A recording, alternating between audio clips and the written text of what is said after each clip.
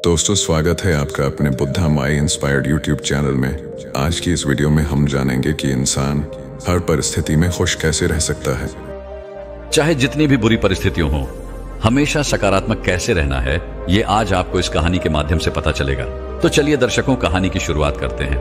दोस्तों, जब हम अपने जीवन में किसी बड़े लक्ष्य को हासिल करते हैं तो हमें बहुत खुशी होती है। कभी कभी तो ये खुशी इतनी ज्यादा बढ़ जाती है कि हमारे भीतर अहंकार का जन्म भी हो जाता है।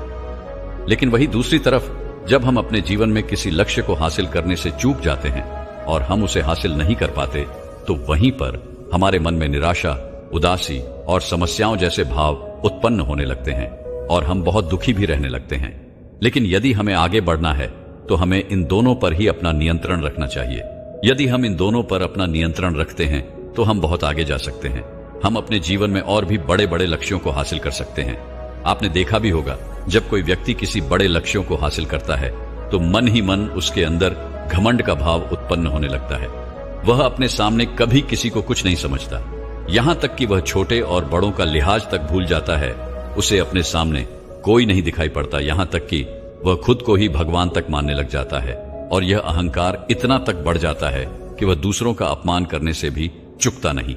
क्या उसके लिए गलत है और क्या सही, यह भी उसे पता नहीं चल पाता। पर दूसरी तरफ, यदि कोई व्यक्ति अपने लक्ष्य को हासिल करने से चूक जाता है तो उसका मन निराशा से भर जाता है, वह उदास हो जाता है, उसे दुख घेर लेते हैं, उसे कुछ भी नजर नहीं आता। वो इतना परेशान हो जाता है कि उसके मन ही मन हजारों विचार उत्पन्न होने लगते हैं। उसकी सारी उम्मीदें पल भर में टूट जाती है, सारी आशाएं पल भर में बिखर जाती है। उसे अपना जीवन भी निरर्थक लगने लग जाता है। उसने जो मेहनत की, जो कोशिशें की, वो सब उसे बेकार लगने लग जाती हैं। यहां तक कि उस हार के बाद वो वापस उठ खड़ा हो जाए, उसमें इतनी हिम्मत भी नहीं रह जाती। लेकिन यदि किसी को एक ऐसा मंत्र मिल जाए जिससे उसकी हार जीत में बदल जाए, जीत के बाद उसके मन में वह घमंड भी उत्पन्न ना हो पाए, और यदि वह इंसान हार भी गया तो उसके मन में उदासी, निराशा, इन सब भाव के लिए कोई जगह न बचे। आप ही बताइए, यदि कोई मंत्र ऐसा आपको मिल जाए तो क्या कोई भी बाधा, कोई भी तकलीफें, कोई भी परिस्थिति आपको अपने लक्ष्य को पाने में रोक सकती है? जी हां, बिल्कुल नहीं रोक सकती। तो आज की इस कहानी के माध्यम से मैं आपको यही बताने वाला हूं कि ऐसा कौन सा मंत्र है जो दोनों ही परिस्थितियों में आपके लिए, आपके फायदे का काम करेगा, और आपकी जीत में ना तो आपके मन में घमंड उत्पन्न होगा और ना ही आपकी हार में निराशा या फिर उदासीनता का भाव उत्पन्न होगा। आप इन परिस्थितियों से पल भर में बाहर निकल पाएंगे। एक समय की बात है, किसी नगर में एक बहुत बड़ा व्यापारी रहा करता था। उस व्यापारी का कारोबार बहुत दूर दूर राज्यों में फैला हुआ था। वह व्यक्ति बहुत ही दयालु भी था और लोगों के साथ बहुत अच्छा व्यवहार भी किया करता था। व्यापारी संघ में उनकी बड़ी तारीफ भी होती थी। कोई उनसे ऊंची आवाज में भी बात नहीं करता था और ना ही उस व्यापारी से कोई गलत शब्द कहता था। वह व्यापारी इतना व्यस्त रहता था कि उसे खुद के लिए भी समय निकालना पड़ जाता था। वह व्यक्ति हमेशा अपने कारोबार में व्यस्त रहता था। उसके पास तनिक भर का भी समय नहीं था, जिस कारण वह अपने आध्यात्मिक ज्ञान से दूर हो चुका था और ना ही वह ध्यान कर पाता था और ना ही उसके पास पूजा पाठ करने तक का भी समय था। उसका कारोबार बहुत अच्छा चल रहा था, लेकिन कुछ समय बाद वो बहुत ही परेशान रहने लग गया। वो व्यापारी बहुत ज्ञानी भी था। उसे संसार के नियमों के बारे में भी पता था कि कोई भी व्यक्ति दिन भर मेहनत करके, अपने पूरे जीवन भर मेहनत करके, चाहे कितना भी धन कमा ले, चाहे कितना भी वैभव कमा ले, लेकिन अंत समय में वह इसे अपने साथ ले नहीं जा सकता। वह यह जानता था कि इस दुनिया में पाने जैसा कुछ नहीं होता और ना ही कुछ खोने के लिए रह जाता है। वह यह जानता था कि अंत समय में हमारे साथ इनमें से कुछ भी नहीं जाने वाला, सब कुछ यहीं का यहीं रह जाता है। जिस कारण वो और भी ज्यादा परेशान रहने लग गया था। उसे अपने कारोबार से थोड़ा भी समय नहीं मिल पाता था कि वह ध्यान कर सके, पूजा पाठ कर सके। वह इसका हल निकालना चाहता था, जिस कारण उसे एक युक्ति सूझी। उसने एक दिन अपने घर पे कुछ पंडितों और साधुओं को आमंत्रित किया, सभी का आदर सत्कार किया और सभी को भोजन करवाया। भोजन करवाने के बाद उस व्यापारी ने उन साधु संतों से एक निवेदन किया और कहा कि है साधु संतों, मेरा व्यापार इतना फैला हुआ है कि मुझे थोड़ा सा भी समय नहीं मिल पाता। मैं अपने काम में इतना व्यस्त रहता हूं, मैं अपने लिए भी समय नहीं निकाल पाता हूं। मैंने काफी बार कोशिश भी की है, लेकिन समय निकालना मेरे लिए बहुत मुश्किल हो जाता है। तो ऐसे में मेरे पास इतना समय नहीं है कि मैं बड़े बड़े शास्त्र पढ़ सकूं, ग्रंथों को पढ़ सकूं, उन शास्त्र और ग्रंथों के ज्ञान को अपने जीवन में उतार सकूं।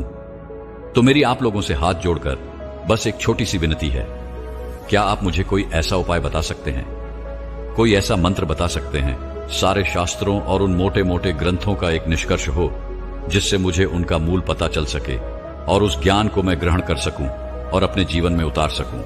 आप में से जो कोई भी मुझे यह मूल मंत्र लाकर देगा, मैं उसे मुंह मांगी कीमत देने के लिए तैयार हूं। उस व्यापारी ने उन साधु संतों को 1 हफ्ते का समय दिया और कहा, इस 1 हफ्ते के बाद आप में से जो कोई भी मुझे वह मूल मंत्र देगा, मैं उसे वह हर चीज दूंगा जो वो चाहता है। साधु संतों ने उस व्यापारी की बात मान ली। वे सभी उन बड़े बड़े ग्रंथों को, शास्त्रों को लेकर बैठ गए और उनमें से कोई एक ऐसा मूल मंत्र निकालने की कोशिश करने लगे जिसमें उन मोटे मोटे ग्रंथों का, शास्त्रों का सार हो, जिसे केवल एक पंक्ति में समेटा जा सके। धीरे धीरे एक के बाद एक दिन बीतते चले गए और इस प्रकार 1 सप्ताह यूं ही बीत गया। वे सभी साधु संत वापस से उस व्यापारी के घर गए और उन्होंने व्यापारी से क्षमा मांगी और कहा, हमने सभी शास्त्रों को, सभी ग्रंथों को पढ़ा, उन्हें समझने की कोशिश की और उनका सार निकालने की कोशिश की ताकि वह एक पंक्ति में समेटा जा सके, लेकिन हम इसमें असफल रहे। हमें कोई भी ऐसा उपाय या फिर कोई भी ऐसा मंत्र नहीं मिला जिसे हम एक वाक्य में आपको बता सकें। और जरा आप ही सोचिए कि इतने मोटे मोटे ग्रंथों को, इतने बड़े बड़े शास्त्रों को एक वाक्य में भला कैसे समेटा जा सकता है। इस पर वह व्यापारी कहता है, फिर साधु संतों, इसका कोई ना कोई उपाय अवश्य होगा और मैं इसका उपाय अवश्य ढूंढ कर रहूंगा। अगर आप लोग यह ना कर सकें तो इसमें कोई बुरी बात नहीं, आप लोग निराश ना हो।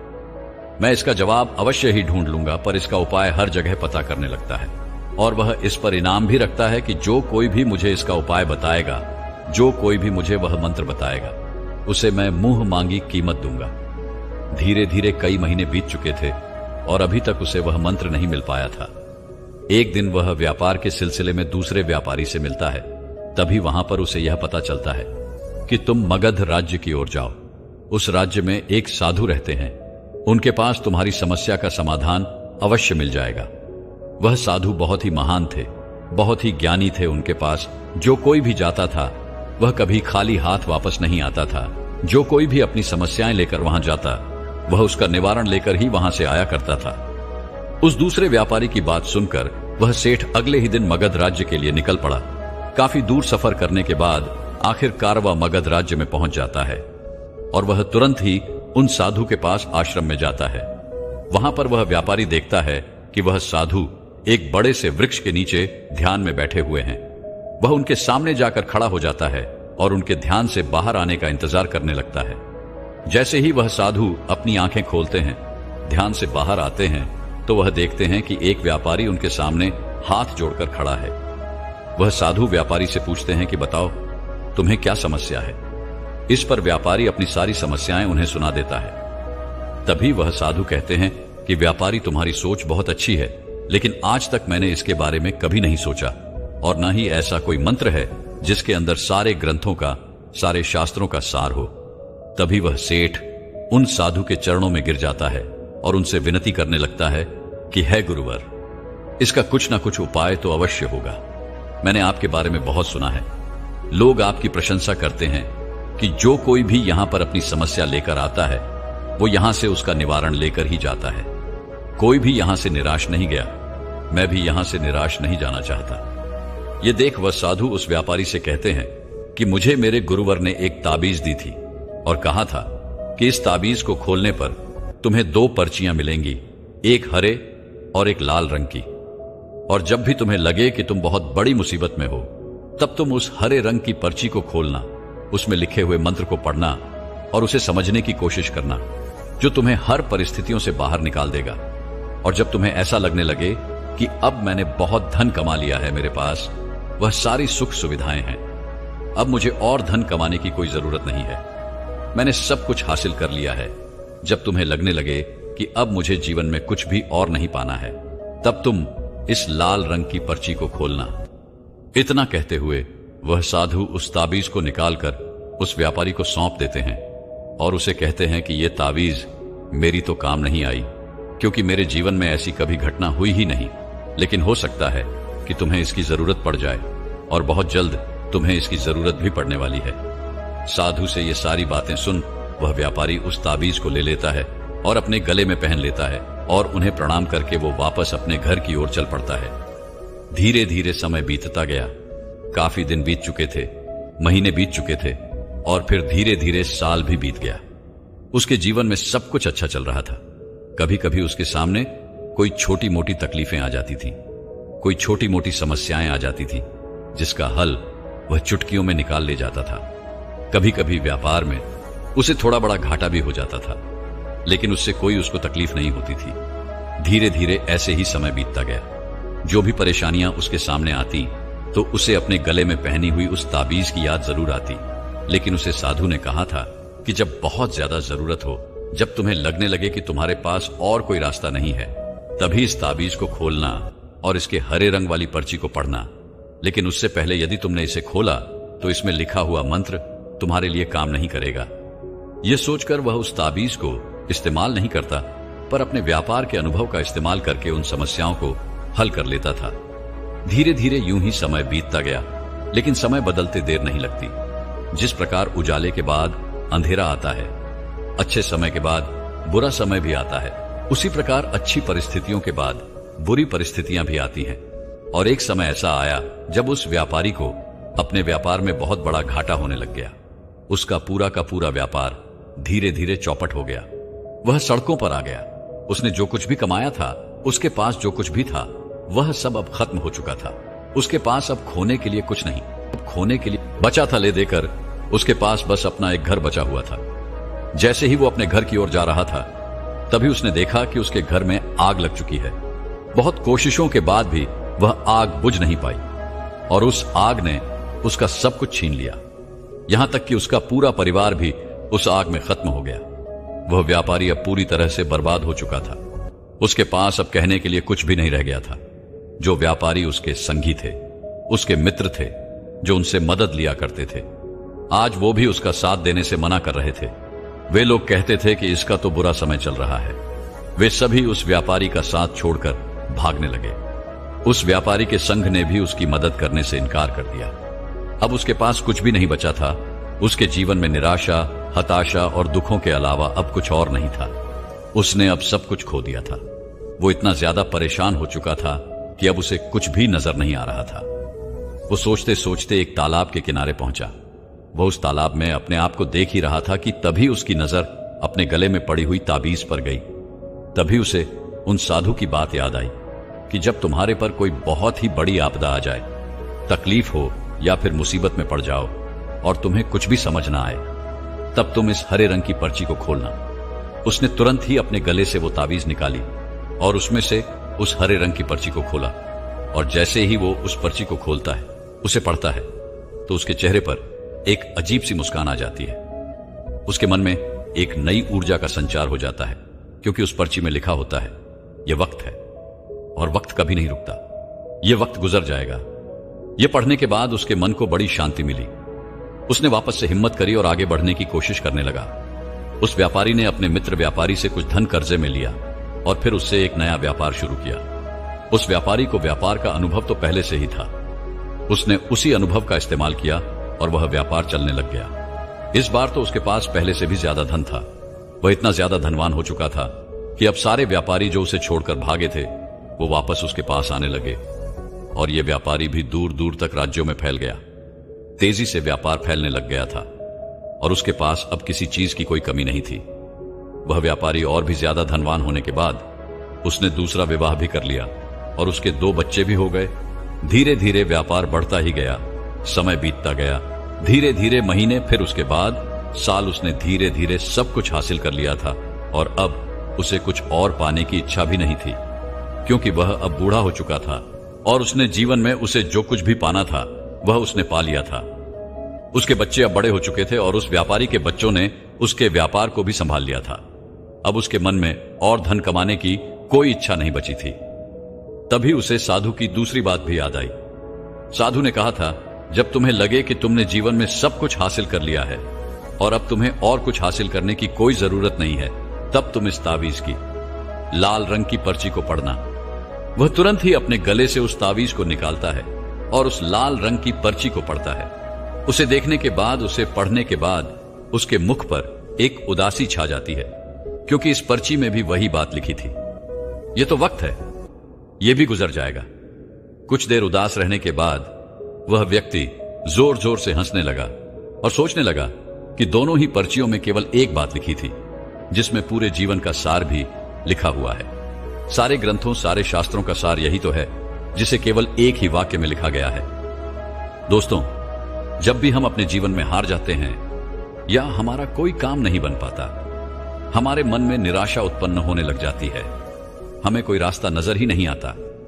लेकिन ऐसी परिस्थितियों में अगर हम अपनी सोच को इस तरह से ना ले कि यह तो वक्त है, यह गुजर जाएगा, तो इंसान कभी भी हिम्मत नहीं हारेगा और ना ही कभी हम उदास होंगे। जो इस सच को जान लेता है कि यह तो वक्त है और वक्त कभी नहीं रुकता, इसका गुजारना तय है, वह कभी भी जीवन की इस उलझनों में नहीं पड़ता।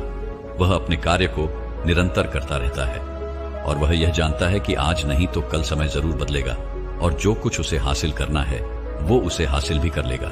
वहीं पर यदि कोई व्यक्ति जीतता है, किसी बड़े लक्ष्य को हासिल करता है, तो उसके मन में यह घमंड भी उत्पन्न हो जाता है कि वही सब कुछ है। लेकिन उसे भी यह बात जानने की जरूरत है कि यह तो वक्त है।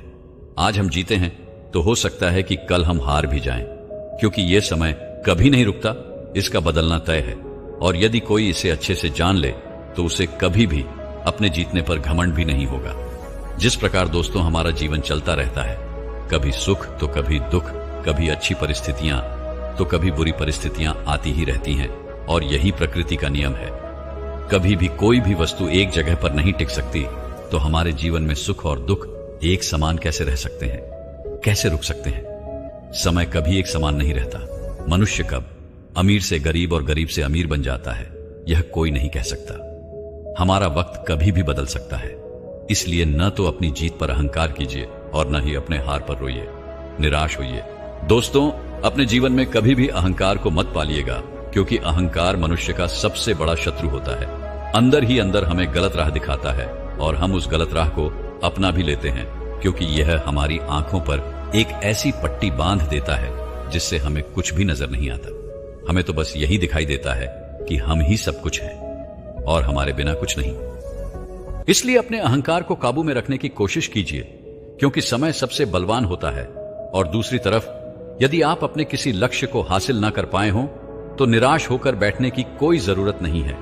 फिर से उठिए, क्योंकि यह समय आज नहीं तो कल अवश्य बदलेगा और आपकी मेहनत अवश्य रंग लाएगी। यदि आप लगन और मेहनत से अपने कार्य को करते रहेंगे, तो आप अपने मंजिल को अवश्य ही हासिल कर पाएंगे। और अंत में मैं आपसे बस इतना ही कहना चाहूंगा कि यह जीवन निरर्थक है। ना हम कुछ लेकर आए थे और ना ही कुछ लेकर जाएंगे। लेकिन जब तक हम इस बात को समझते हैं, तब तक यह वक्त गुजर जाता है और हमारे जाने का समय भी आ जाता है। इसलिए अपनी जीत पर ना तो अहंकार कीजिए और ना ही अपनी हार पर कभी निराश होइए। दोस्तों, एक और प्रेरणादायक कहानी की शुरुआत करते हैं। दोस्तों, हमारी जिंदगी में आगे चलकर या फिर अगले ही पल क्या होगा, यह हम सब नहीं जानते। लेकिन हम मनुष्यों की एक आदत होती है पहले से ही चिंता करने की। वह चाहे आने वाले भविष्य को लेकर हो सकती है या फिर आने वाली परिस्थितियों को लेकर। कुछ ऐसे भी लोग होते हैं जो अपने बीते हुए कल को लेकर भी चिंतित रहते हैं। तो आपको इतनी चिंता करने की आवश्यकता है या नहीं, आज की इस कहानी के माध्यम से हम जानेंगे। हो सकता है कि यह कहानी थोड़ी सी लंबी जरूर हो, लेकिन आपको आपके सारे सवालों के जवाब इस कहानी में मिल जाएंगे। तो इस कहानी के अंत तक जरूर बने रहिएगा। बहुत पहले की बात है, हिमालय में एक राज्य हुआ करता था जिसका नाम गुप्तावती था और इस राज्य के राजा का नाम था महाकपि। उनकी एक बहुत ही खूबसूरत पत्नी भी थी, उनका नाम था अनुजा। वह बहुत ही सुंदर और बहुत ही समझदार भी थी। वह अपने पति यानी राजा के हर कोने कामों में हाथ बटाया करती थी। दोनों का जीवन बहुत अच्छा चल रहा था, लेकिन राजा अपने राज्य के जीवन से उतना खुश नहीं थे। उन्हें ऐसा लगता था कि राजा के पद पर बैठे हुए उन्हें कुछ ऐसे फैसले लेने पड़ जाते हैं जो उन्हें पाप का भागी बना देते हैं, और राजा के मन में इस बात को लेकर हमेशा ही चिंता बनी रहती थी। वह राजा हमेशा सिर्फ अपने जीवन में खुशी की तलाश में रहता था ताकि वो अपने पापों को कम कर सके। राजा ने कई जगह अनुष्ठान करवाए, लोगों को दान दिया, अपनी प्रजा का भी ख्याल रखा, लेकिन उसके बाद भी उनके मन को शांति नहीं थी। उनका मन हमेशा व्यतीत रहा करता था। धीरे धीरे ऐसे ही दिन बीत रहे थे कि तभी एक दिन उस राज्य में शयावस्ती से एक व्यापारी मंडल व्यापार करने के लिए उस राज्य में आया। उस व्यापारी मंडल के लोग बुद्ध के बड़े उपासक थे। वह महात्मा बुद्ध की कही हुई बातों को अपने जीवन में उतार लिया करते थे और साथ ही वह महात्मा बुद्ध की उन बातों को और लोगों में भी बताया करते थे।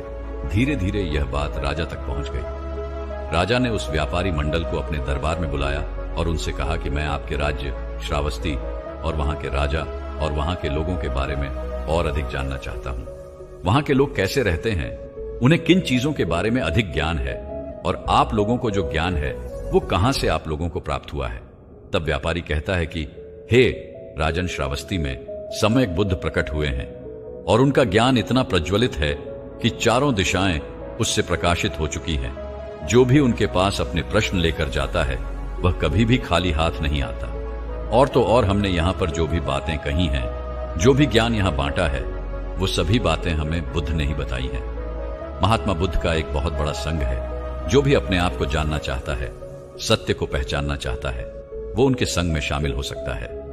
उन्होंने हम जैसे सांसारिक जीवन जीने वाले लोगों को भी सुख से जीवन जीने का रास्ता दिखाया है। उनके द्वारा हमें इतना ज्ञान प्राप्त हुआ है, हमें वो दृष्टि मिल चुकी है जिससे हम अपने सुख की पहचान कर सकते हैं।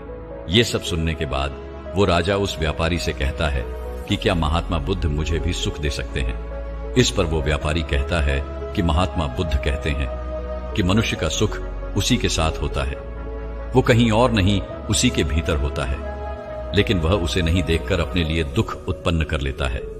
ये वचन सुनने के बाद राजा उस व्यापारी से कहता है कि मैं बुद्ध से मिलना चाहता हूं। तुम्हारे मुख से जो कुछ भी मैंने सुना है वह सुनकर मेरे अंदर महात्मा बुद्ध से मिलने की उत्सुकता और भी ज्यादा जाग उठी है। उसके बाद वह राजा उन व्यापारी मंडल को धन्यवाद कहता है और उन्हें कुछ इनाम देकर वहां से विदा कर देता है। अगले दिन सुबह सुबह राजा अपने कुछ साथियों के साथ महात्मा बुद्ध से मिलने के लिए निकल पड़ता है।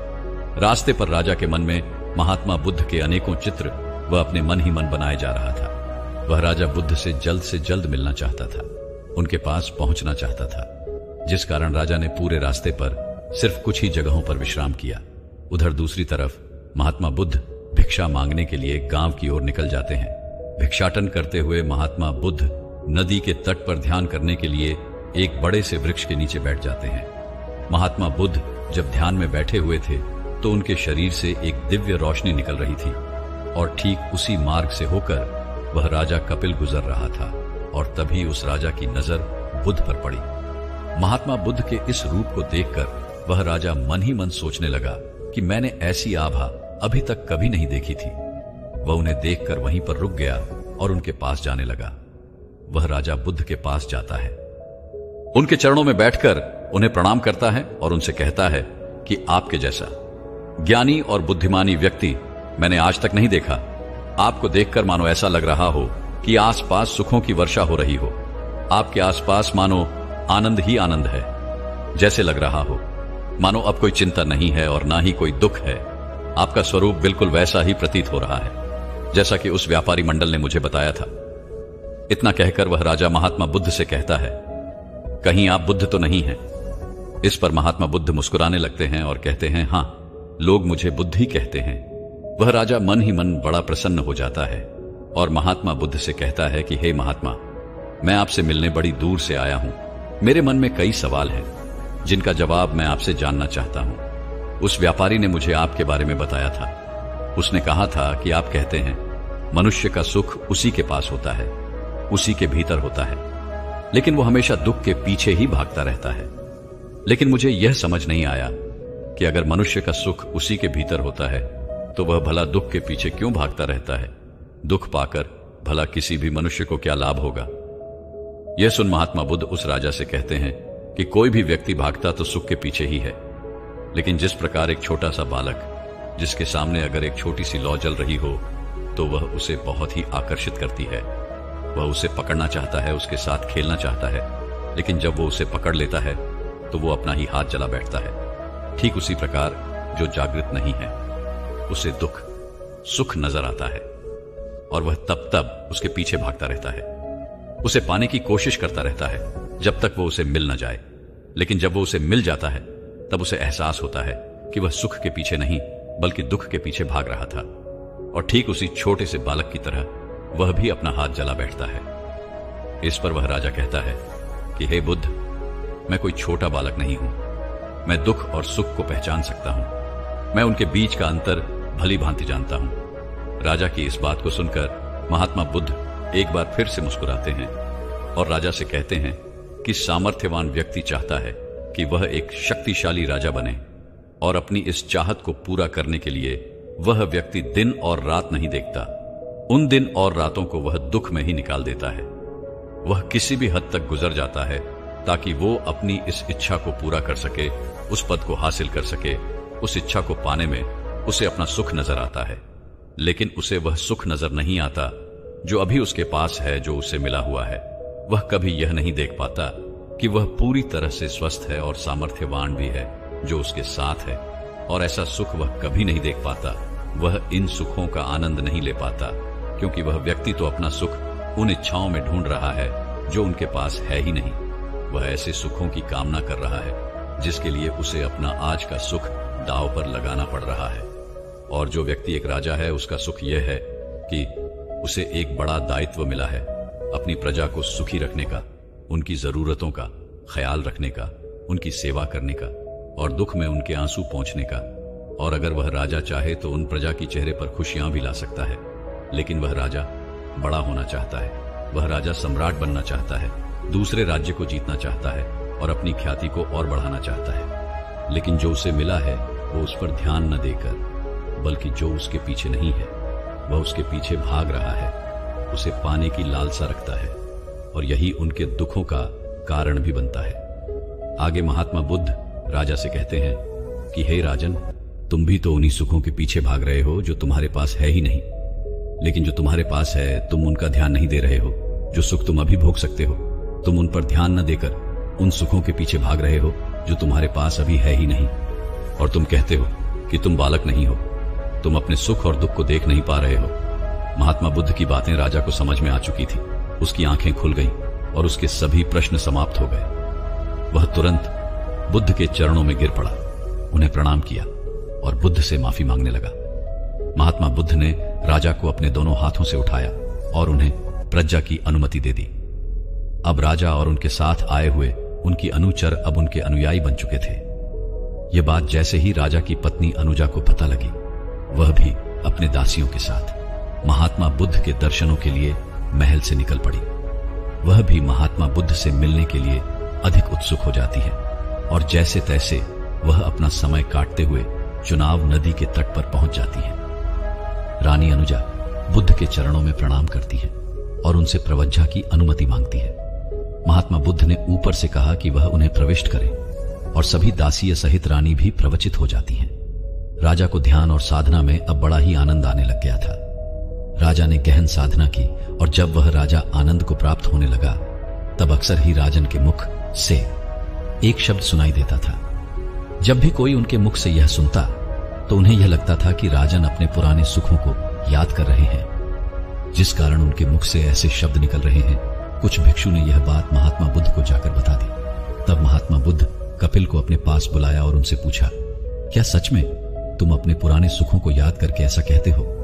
इस पर वह राजन कहता है कि हे बुद्ध, आप तो मुझे जानते हैं, आप मेरे दिल की हर बात समझते हैं। मैं ऐसा क्यों कहता हूं और ऐसा क्यों कर रहा हूं? तब महात्मा बुद्ध ने अपने शिष्य को समझाते हुए कहा कि मेरे पुत्र अपने पुराने राग सुखों को याद करके ऐसा नहीं कहते, बल्कि उनके अंदर जो धर्म का उदय हुआ है, जिस धर्म के रस को उन्होंने प्राप्त किया है, उसी के आधार पर यह अपने सुख को देखकर कहते हैं, मेरा सुख, अरे सुख, ओ सुख। जब से हम जन्म लेते हैं तब से हमारी दौड़ शुरू हो जाती है और यह दौड़ हमारे अंतिम समय तक नहीं रुकती। हम केवल आगे बढ़ना चाहते हैं, आगे देखते हैं, जो हमारे पास नहीं है उसे पाना चाहते हैं। लेकिन हम यह भूल जाते हैं कि हमें क्या मिला है, हमारे पास क्या है। हम उसकी कद्र ना करके उसे अनदेखा कर देते हैं और जैसे ही अपने वर्तमान को छोड़कर भविष्य के लिए दौड़ लगाते हैं तो ये दौड़ लगातार चलती ही रहती है, चलती ही रहती है, जब तक मनुष्य का बुलावा ना आ जाए, क्योंकि भविष्य हमेशा भविष्य ही रहता है। वह कभी भी वर्तमान नहीं हो सकता। यहां समझने वाली बात यह भी है कि महात्मा बुद्ध कभी यह नहीं कहते कि आप अपने भविष्य के लिए तैयार ना रहो, सिर्फ उदास बैठे रहो। वह तो बस इतना कहते हैं, आप जो कुछ भी पाना चाहते हो, जो कुछ भी करना चाहते हो, उसे वर्तमान में करो। उसके बाद भविष्य तो आपका स्वयं ही बदल जाएगा। महात्मा बुद्ध तो ये चाहते हैं कि आप अपने कार्यों को समझो, कार्यों पर ध्यान लगाओ, तभी आप जागृत हो पाओगे और सही फैसले ले सकोगे और अपने कार्यों को महसूस भी कर सकोगे। अभी तो आपके पास जो समय है, उस समय को भी आप गवा देते हो और बस भविष्य की चिंता में लगे रहते हो। आप उस भविष्य के लिए अपना आज का समय, अपना वर्तमान बर्बाद कर रहे हो और आपको तो यह भी नहीं पता यह सही है या गलत। महात्मा बुद्ध चाहते हैं कि आप इतने समझदार हो जाओ, आप अपने अंदर इतनी समझ पैदा कर लो कि आप गलत और सही का फैसला कर सको, गलत और सही को समझ सको। महात्मा बुद्ध चाहते हैं कि आप ये समझो कि वर्तमान को बनाने से भविष्य बनता है, लेकिन भविष्य को बनाने से वर्तमान कभी नहीं बनता। इसलिए अपने आज को बनाने में अपना समय लगाओ, अपना ध्यान लगाओ, अपनी समझ लगाओ, क्योंकि जब आप आज सही फैसले करेंगे, आपके आने वाला भविष्य बनाएंगे, आपको वर्तमान में जीना सिखाएंगे। दोस्तों, जब आप आज में जीते हो, तभी आप उन खुशियों को देख सकते हो, समझ सकते हो जो आपके पास है। लेकिन अगर आप सिर्फ भविष्य बनाने की चिंता में ही लगे रहेंगे, तो आज आपके पास जो कुछ भी है, चाहे वह कुछ भी हो, आप उसकी कदर कभी नहीं कर सकेंगे।